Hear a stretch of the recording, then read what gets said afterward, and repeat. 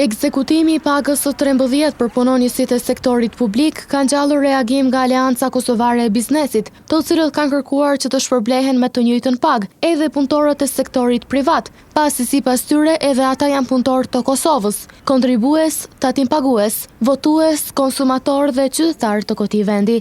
Argjend Fetahu nga Aleanca Kosovare e Biznesit për rrafshin e Dukagjinit është shprehur se sektori privat është shtyllë kryesore që ndihmon në ekonominë e vendit dhe këtë vendim e vlerësojnë si diskriminues. Ne si Aleancë Kosovare e Bizneseve kena vlerësuar mirë, po në aspektin e sektorit privat e kena qujtë si diskriminues. Sepse sektori privat, siç dihet, është shtyllë kryesore që zhvillon vendin edhe mon ekonominë e vendit. Dhe kjo është një diskriminim për sektorin privat, për punëtorët që janë punojnë në sektorin privat. Dhe kjo është një lloj selektimi i qeverisë të cilin e ka bërë. Dhe ne si Aleancë e Bizneseve bëjmë thirrje qeverisë e Republikës Kosovës që të marrë masa dhe të shtin në skemë dhe punëtorët e sektorit privat.